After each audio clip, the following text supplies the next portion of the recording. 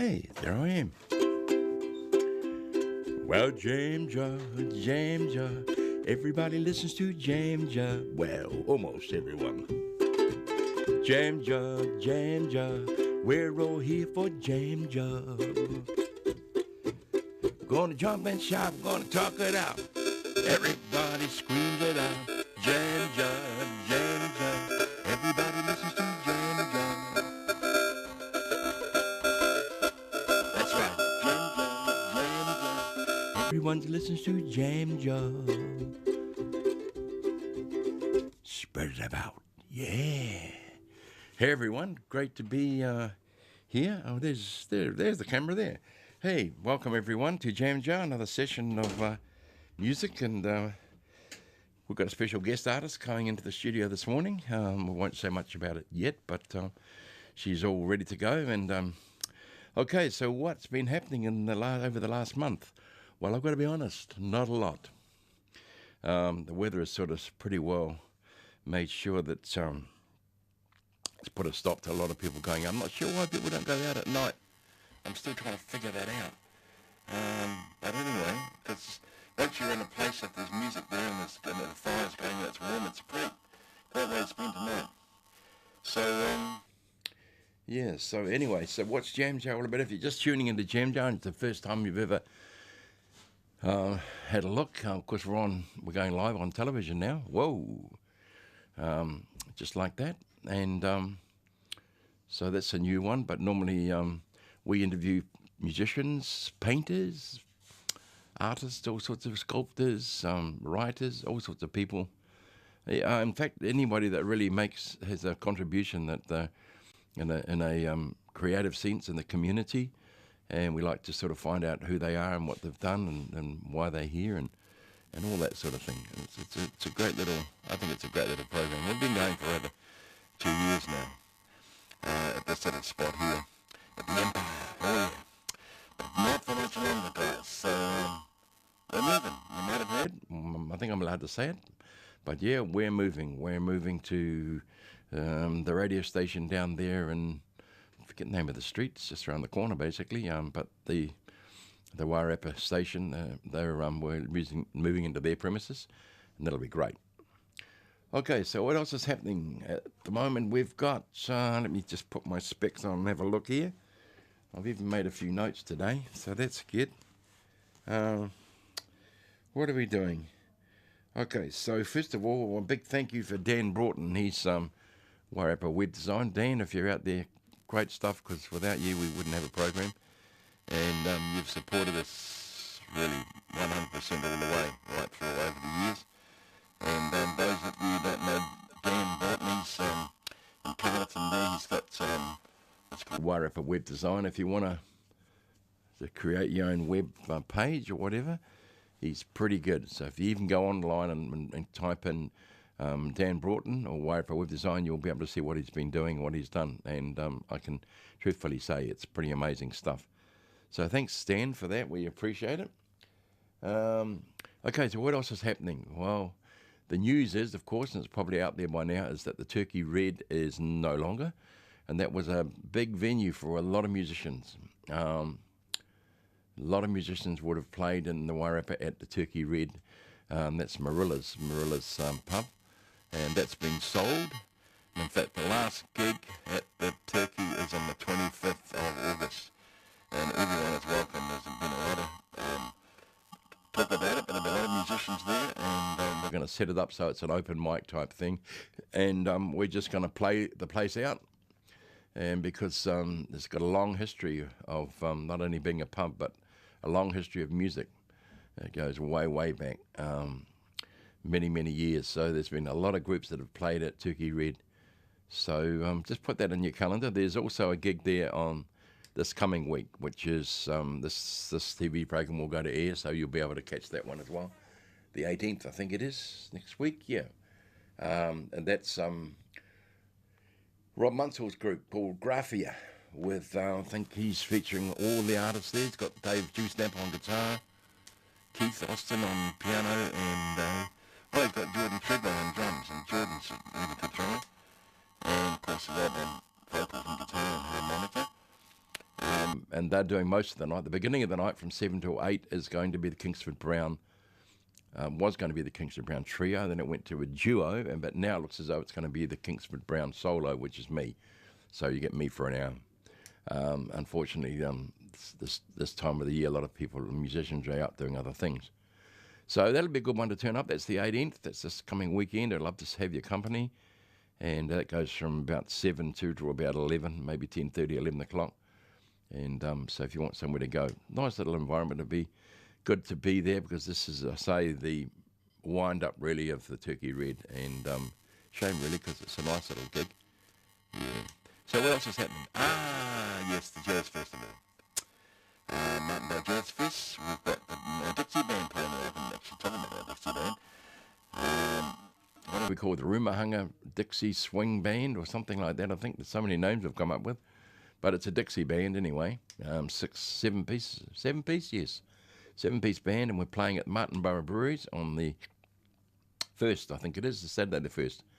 And the following day we're at the Little Square Pizza, which is just around the square, another little place there, little stage, and we'll be there as well on the Sunday. So if you've got, there's a lot of acts actually at the Jazz Festival, as you probably all know, and a lot of them are from out of town, which is good in one aspect, but another aspect I find it a little bit sad, and I'm going to say this on air, on the radio wave, but I think that the local groups don't really get a look in that often, that the bigger they have to compete with the outside groups, or from Wellington or Auckland or wherever they come from.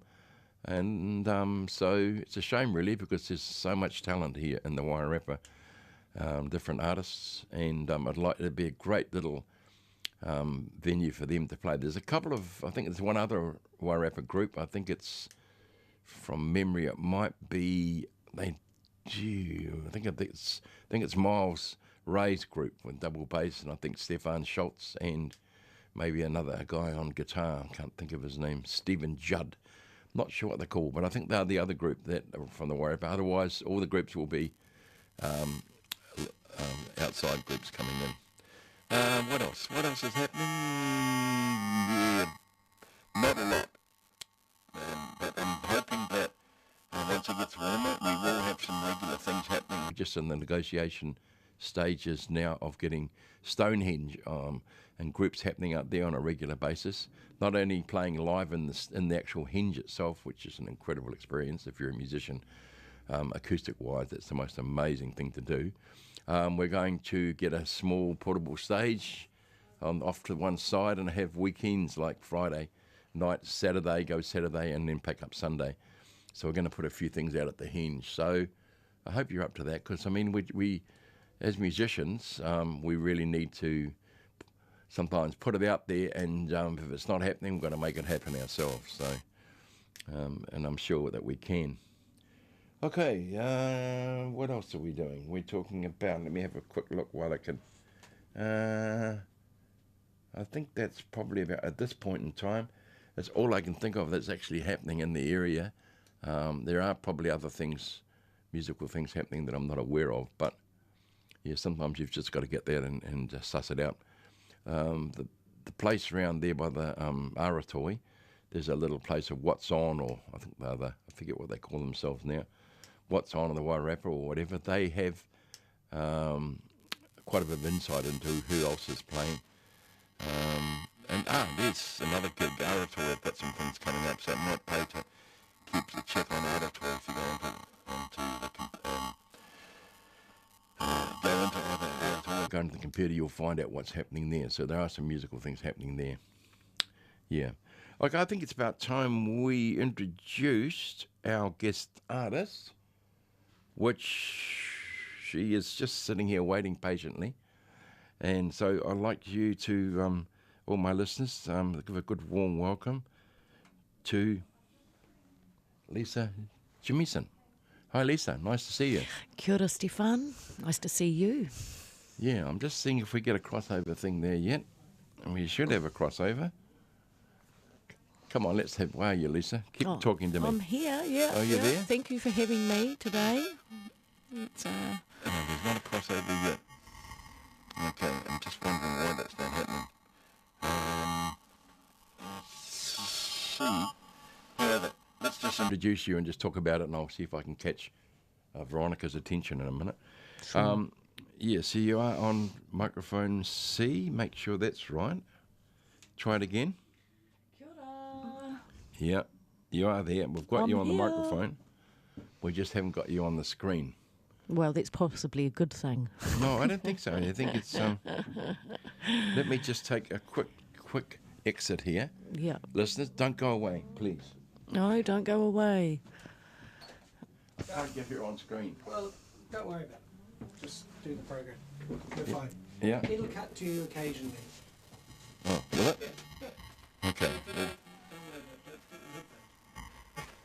Thank you. Yeah. Okay. Alright, so apparently it's going to be fine. I've just had the orders from... Yeah, I can hear now. Okay, so Lisa, let's just start off with who you are and why you're here and what you do and all that sort of thing. So obviously you're living in the Wairarapa now, Sure. yeah, and you were moved down from Auckland. Tell us how that happened. When you're a musician, right? Yeah. Yes. Yeah. Yeah. Well, my husband is a born and bred Wairarapa Yeah. local. Yeah. He left 36 years ago and spent a large amount of time up in the Waikato, Thames, which is actually where I met him. I was booked to do a wedding gig, and I met him, who was the chauffeur for the bride and bridesmaid. Yeah. And he managed to get my number, and a couple of weeks later give me a call, and well, the rest is history. 22 years later, and a 19-year-old son, we come back to the Wairarapa, and yeah. Right. Well, that's good. So obviously something. When you were playing music from a very early age, is that correct? Yeah, sure. I was singing and anything to do with the school and productions, and was in the culture club, as we called it back then, which was Te Reo, singing, anything to do with performing I was right into, and at 21 I got into my first covers band. Yep. And I guess I've gone on from there working mostly covers, but always writing in the background, I guess, in the closet. Right. Yeah. No. But yeah, worked in quite a few covers bands. So there was a healthy scene in Auckland when then in those days. Oh, absolutely. Hey, Yeah. You could play most weekends, and Absolutely, yeah. Yeah. In fact, through my 20s, I got to the stage where I was hoping that one New Year's Eve I wouldn't be booked, so I could actually spend it with my family. Because I ended up sort of feeling a bit like, here I am in some venue with a bunch of strangers, apart from my band, celebrating the coming of the new year again, and none of my family. So it was actually quite nice to take a bit of a sabbatical and have my son and have a bit of a break, and which led me into buying myself a little 8-track Zoom and started developing my own original music for the first time, and trying to find out who Lisa was, authentically, rather than trying to be a carbon copy or sound like somebody else, whoever it was I was covering, which is sort of what the public end up sort of wanting, really. Yeah. So that was a wonderful opportunity. I think a lot of musicians come to that point at some stage or other. It's what we can play this, and we've played a lot of music, and we can cover this and that. But they suddenly think, well, what do I want to do? What am I about? What is me? What do I sound like? What do I sound like, really? We used to do, in the early days, covers and very few originals. I do a lot of originals now, of course, but took me a while to, because quite often people, if they didn't know the song, if you're playing at a very, like a pubby type gig, if they didn't know the song, they'd turn their noses up at almost, Absolutely. and it was like they wanted to know, hear the stuff that was being on either on the charts or very well known. So I used to sneak the odd one in every now and then, and people didn't realise sometimes that was your own song and they'd be asking for it. And that was then when you realise suddenly, hey, they actually want to hear my original stuff, which is, yeah. Absolutely. Anyway, so you moved from Auckland to Wellington, from Auckland down into the Wairarapa. And what was initially the reason for the move? Well, there must have been something that turned you in the final analysis to come here. Well, I think we had enough of Auckland. Certainly, my husband had. He was sick of the rat race, spending so long to get to work and so long to get home, just battling the Auckland traffic. And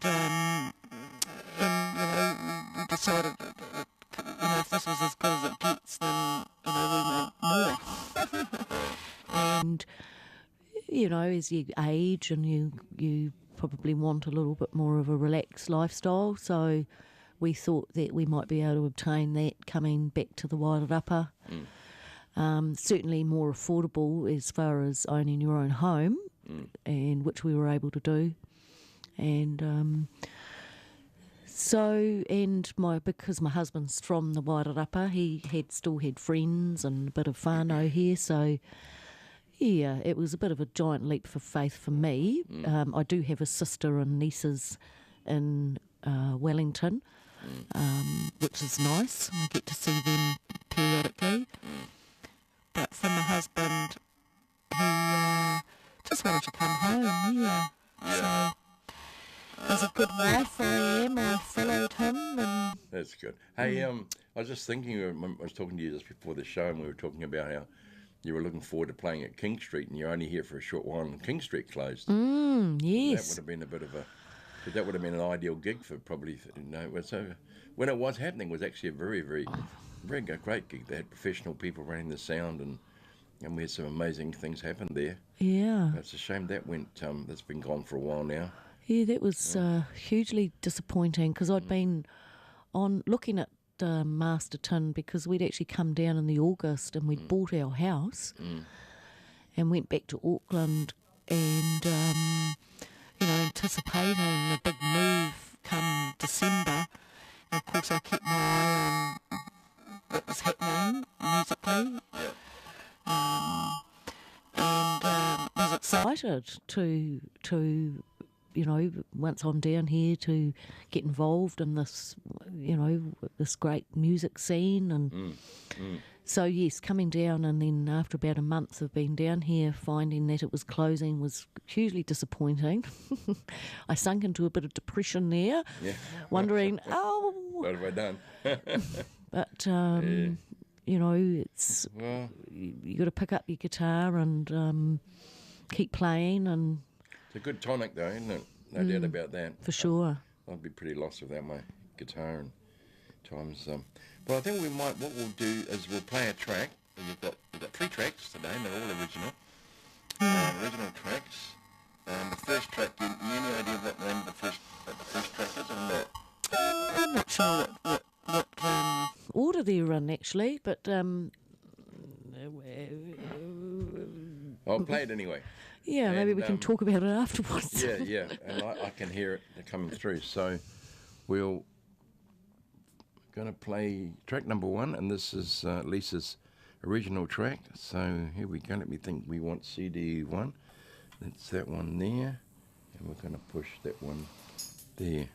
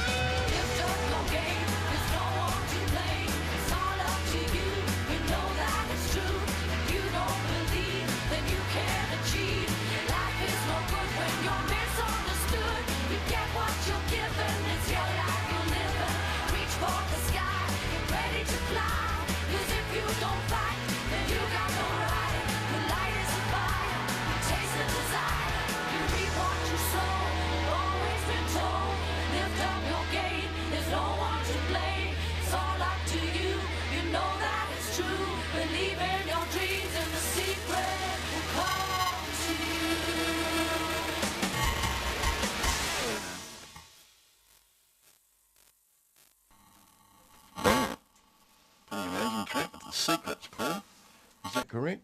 It's correct. Yeah. So we want to go to the next track, which is... Oh no, we want to play the next track. Where are we queuing here? I'm not doing too good here.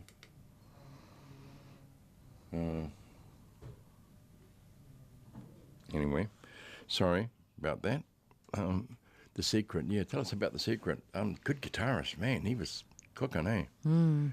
That's my mate John Stevens, not Montego Bay John Stevens. Yeah. Yeah, fantastic, from the Digital Kitchen. Yeah. He's a singer-songwriter, musician extraordinaire, and a good friend. Yeah, he actually played all the instruments on that song. Took my original sort of acoustic version and just, made magic. But the song was written actually after I watched the movie, The Secret. Yeah. And it really inspired me to write the song, which, as you can hear, probably different phrases. You reap what you sow. Yeah. And yeah, that's I remember the movie and if you, well. If you don't dream, how can they come true and all that? Exactly. Yeah. And I guess, that's probably how I live my life, my life's philosophy.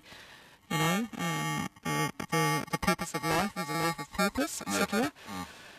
So that's what inspired that song.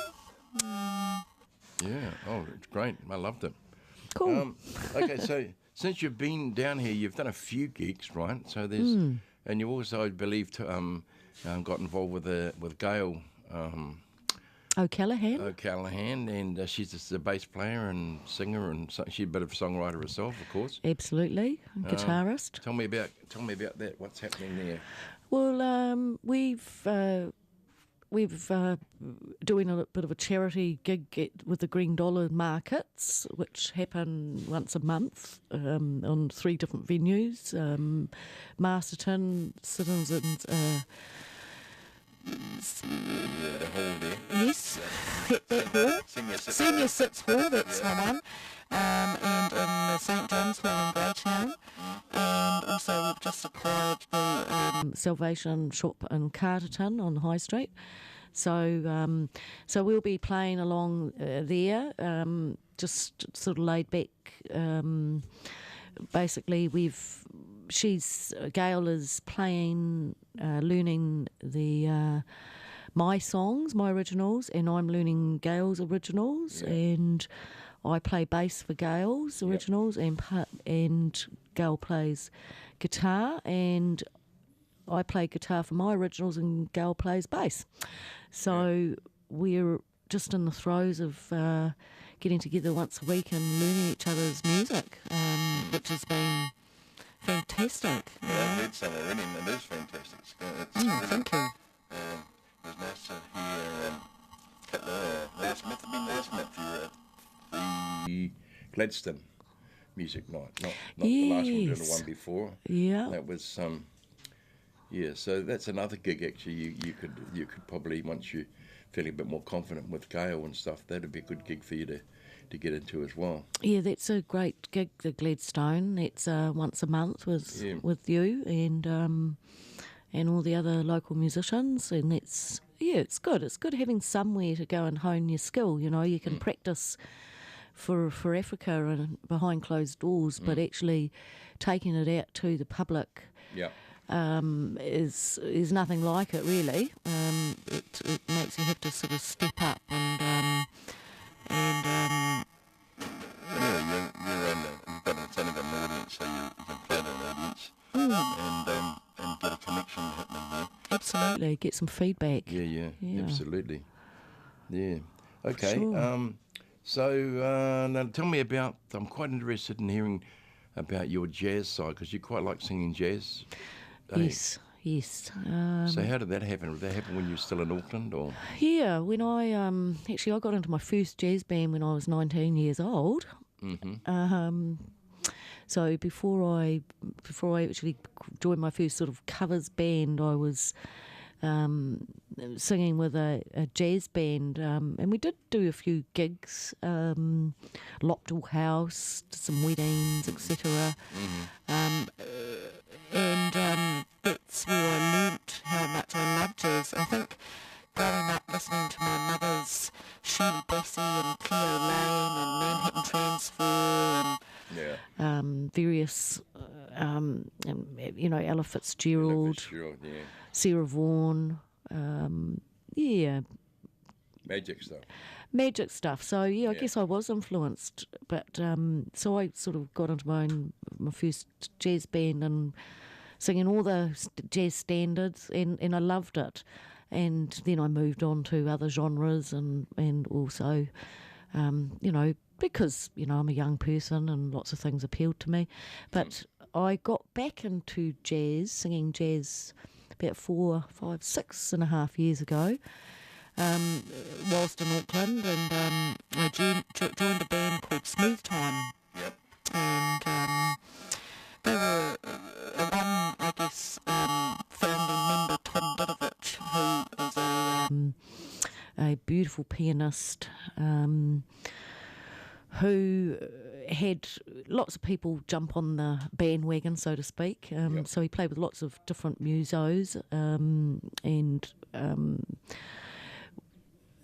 so the lineup we had with Tom was Rick Curry on drums, Graham Lance on bass, and Andy, and I can't remember Andy's last name, on guitar.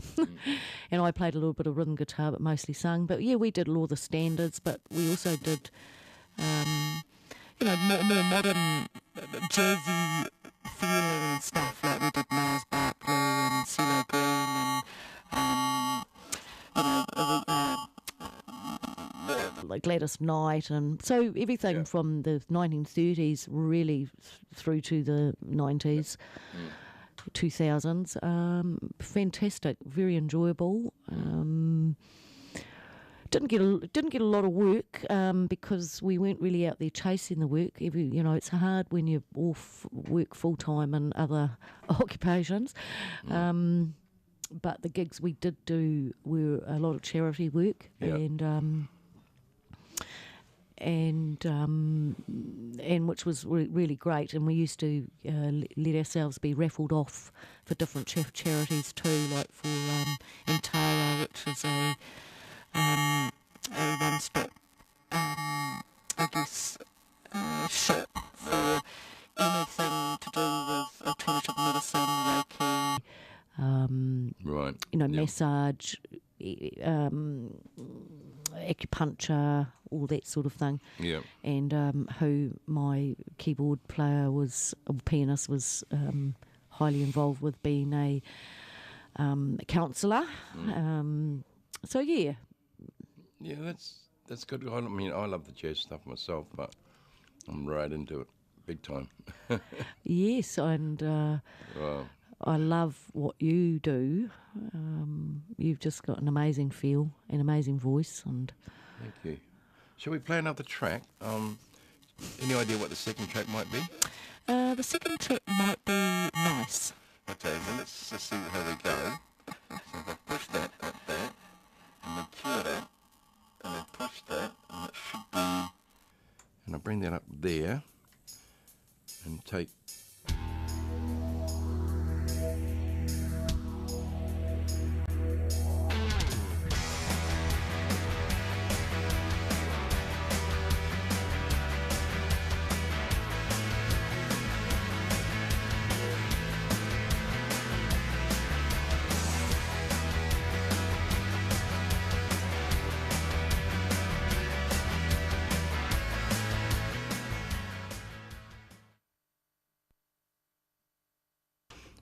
Right, apologies, because that is the actual first track again, and we've got to stop and we've got a cue. I want to go into the second track. How am I doing that? I'm not doing it right. I'm doing something wrong here. Turn that. So, excuse me, Veronica. Shall I go and... Yeah, see if we can get some. I just need the second track. How do I get it? Yep. How do I get the second track? There we go. Cool. That's all right. So we're playing it? We will be. There we go. That's better. Thank you.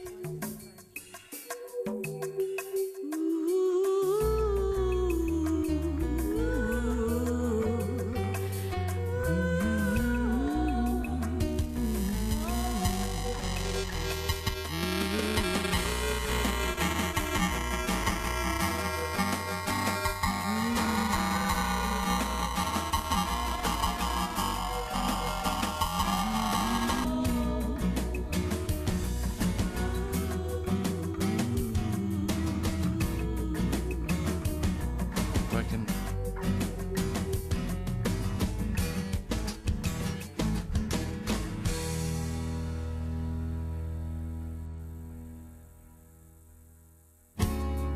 Hey friend, what's the hat? Where you been and where you at? I haven't seen you for a long, long time. Don't know the reason or the rhyme. You have always been on my mind.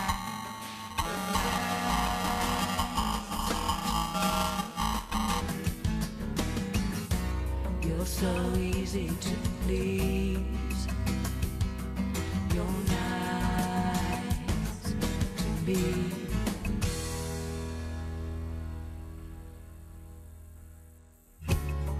Hey friend, what's the score? Where's your baby? Don't you see her no more? Haven't been here, so I don't know much. I've been living life, and I've lost all touch with you. Hey friend, what's new? Still the same, and the skies still blue. Seems like some things will never change, like our lust for sunny days, like we know it'll be okay. We'll stay true and fine, 'cause we always made the time. You're nice to me. No apology. You're so easy to please. Effortless breeze. You're nice, so nice to me. You're so easy to please.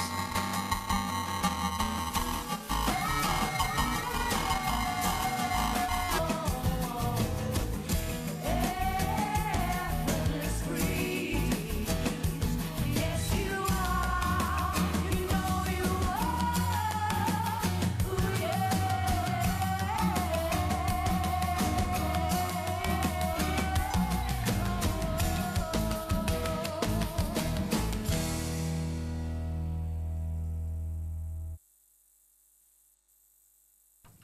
Okay, there you have it. And that's called Nice. Nice, and it was nice too. Very nice. Well, I really enjoyed that. So while we stop this, we're going to go on to the next track, and we're teed up for it this time. Yeah, we had a few technical little hitches here for today, but that's what happens. We're moving, it's full on out there, and the guys are must be just about tearing their hair out. But it's been, we've really enjoyed having you in the studio, and we'll get you in again at some stage or other as well. Kia ora. And it'd be good. I'd like to say, sorry, can I Yep. just... You can go right ahead and say... I just want to put a plug out there for Cervantes Matangi, who that song, Nice, was co-written with. Yep.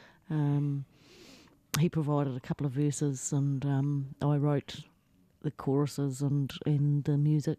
Right. And so, good on you, Chevy. I heard that you had a stroke. down there in the Waikato. Don't know if you're listening to this, but I love you, mate. You're a legend, and I hope you are pleased with what I did with our music. Kia ora. Well done. Yeah, absolutely. Yeah.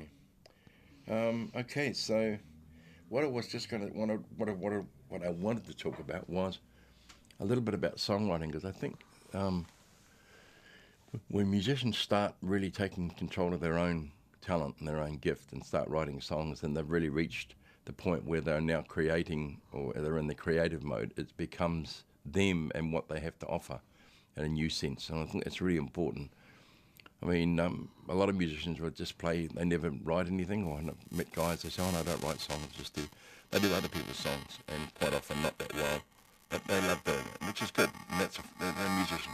But then I think in the sense, if I wanted to take it a little further, I think that in the true creative sense, a true musician will start expressing their own feelings and using the medium to write their own material, lyric-wise and tune-wise. Yeah. Sure. Hey, Yeah. so, which is where you're at, because you're writing, some really lovely material. So do you have are there any specific, when songs come to you or ideas, for me sometimes they come out of nowhere. It could be in the middle of the night, or just a catchphrase, or I get a tune running through my head and I'm not sure whether it's original or whether it's one of my tunes. But when I just sometimes it's fine when I'm sitting by myself and make the time to write, and then just go through over riffs and different bits and pieces that really starts happening. It's something that you've got to do regularly to be good at doing, for sure. It's not, as some people think, like a fashion, that like it's an inspirational thing. There is a certain small amount of inspiration, but a lot of it's perspiration, I Sure. feel, to refine it and get it so that it's sounding, where you want it, professional. It has not too sort of cheesy in the sense of having original lyric lines and stuff like that. Because when you think how much music's been written over the years, it's phenomenal. Millions of songs. And, the combination of putting those 8, notes, do, re, mi, fa, sol, la, ti, do, there are your notes, for a tune, and whether you make notes longer, shorter, or whatever, the chords you put behind it, are they minors or minor, you know what I'm talking about. And so the possibilities are endless, Aren't they? Absolutely, and that's what I really like about it. I call it painting with sound. So sometimes I can see colours when I'm listening to different chords and stuff. And so some are vibrant and some are quite shady, and certain chords have that sort of feeling of having a sort of almost a sort of a minor sort of gloomsday sort of feel, and others have very vibrant sort of happy sort of colours. And but everyone has their own technique, and I guess you would have ways of what you do yourself. Can you tell us a bit about maybe how you do it and how it comes and how you see it? Yeah, well, I think like you say, it's hard to put time aside for songwriting, because when you actually sort of write, I've got time to it's got to be an organic thing, and like you say, it'll get you up in the middle of the night, or come to you in the middle of the most maybe inappropriate time. So it's not something that you sort of almost can schedule either, because it's so organic. But I used to write really good stuff when sad things happened, actually. It's almost like some sort of drama to get my thought process where I needed a bit of therapy to write it down, and bang, what was I? Oh, that's actually quite lyrical, or what have you. And maybe that's it. Maybe it is a form of therapy for me. I mean, I have written happy songs, of course, too, but I think the songs that have resonated or come easy to me or flowed as lyrically, have probably been when there's been a bit of drama, not necessarily to me, or maybe to friends or loved ones. The music side is it can be written, evoked by the lyrics, if it's something that's deep and dark and meaningful, then maybe I'll, it feel like it asks for some minor moody stuff, Yeah. or if it's something that's, you know, comical, or, you know, maybe it's going to be a bit more, you know, forthright and Yeah. lots of chord stuff and, you know, sustain chords or what have you. So, I don't know. It's a really organic thing into, you know, we know, I mean, you can Google how to write a song and it will tell you, you know, you need your introduction and then you need your verse and then you have a pre-chorus and then you've got your chorus and then somewhere around that you've got to have a bridge. So there are sort of fundamentals to songwriting. And I guess if you're looking at doing it for commercial success, then you know, have to be pretty good at writing nursery rhymes, because that's often what you hear on the radio these days. I tend to like stuff that's really different and eclectic and something that you don't anticipate and you don't necessarily know where it's going to go. You don't have that security, oh, I can hear it's going to go to that chord, or I hear it can go to that chord, because, you know, it's done, the format is done in a very stereotypical songwriting process. I personally like stuff that makes my ear go, oh, I wasn't expecting that. That's you know, and maybe that's possibly why I like jazz. Oh, exactly. I'm exactly the same. You know, if I take an ordinary song that everyone knows and I change the chord, maybe do a whole new arrangement using jazz chords, and maybe you change the feel. There's a perfect example is that Neville Brothers, I think it's the Neville Brothers that do it. They do a version of the Beatles' Day Tripper, and it's a real funky sort of boom, ba bam, and it's got brass in it and everything. It's just so jazzy. And I'm halfway in through the number before the people say, that's Day Tripper. Doesn't go like that. Yeah, great. In fact, you did another song recently, another cover. I'm just trying to think of it. That was brilliant. You did a different arrangement. Yeah, it wasn't Painted Black, was it? No, it wasn't. No. But it was your anticipation. My interpretation. And I just thought, I mean, and that for me as a musician and being in cover bands for years, playing songs exactly as they were, you know, on the jukebox. When I hear things changed up, my ears will sit up, they'll prick up, and I'm listening now. If you give me what I hear on the radio, then I've got nothing to compare with. You know, it's just the same old. So if you're doing cover music and you change it up, not only does it bring you a little bit more interest and challenge to you as a musician, it does for the and I think we have quite discerning ears in New Zealand. I don't think we're necessarily that. We necessarily want to hear what other people do. I think we're quite open to a bit of changing up of stuff. It makes us sit up and listen better, maybe. Yeah, no, I agree. I think that's true. People tend to sort of undersell them. Kiwis are undersell themselves a bit. They do have, there is, especially when, I noticed that when I go into Auckland and play, the whole different feel in there when we took the Dixie group in and we played at, what is that place called? Thistle Inn. Oh, yes. And it's a little old pub in Wellington there. And normally that Dixie band, people like the Dixie stuff, but it's not that pop because it sticks in there and there's and stuff. But when we played at the Thistle, everybody stopped talking and started listening, and the people came in and they just went bananas. I thought it was a whole totally different audience, you know. They really wanted to listen to what we had to do. And for the first time, we were quite a little bit shocked ourselves because we didn't realise that people were going to be so hooked into it. And we've been offered more work there, which we will do when we can get in and do it again. Great. But Wellington, the bigger cities tend to have a whole different feel. A little bit, Wairarapa's getting better. There are some...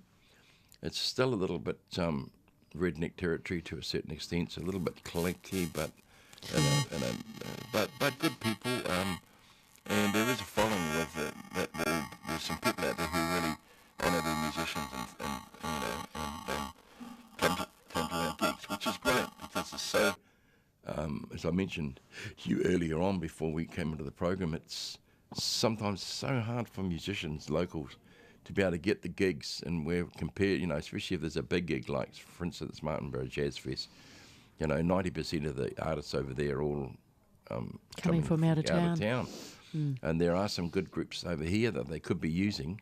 Not only would it be good that the fact that they're using local talent, but it would be cheaper for them for a start. Sure. And people know these people, and it'd be a really good venue for. We are playing at the Martinborough Jazz Fest. So I'm not concerned so much this year, but I have seen in other years groups that have been playing and working away that they haven't been able to get in to do those festivals, which is a real shame, really.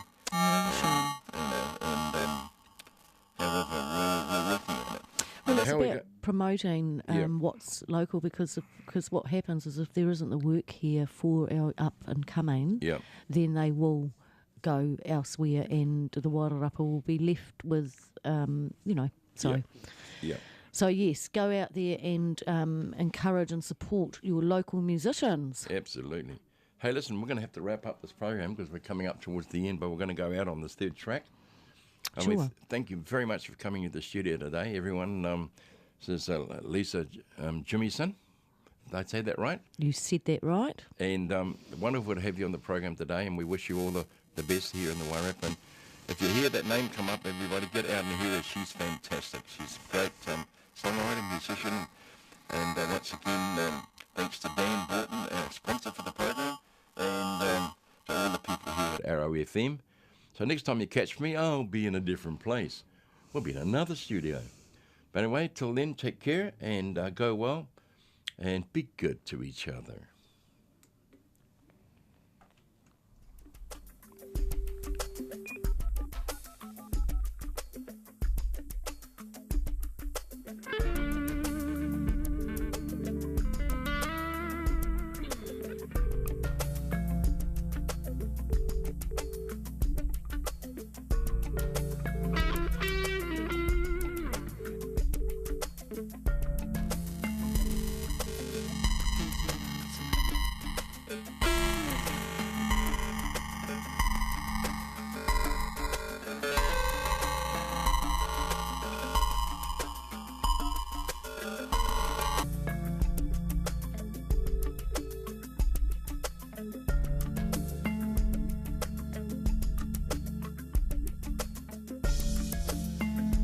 Your bed is empty and your door is closed.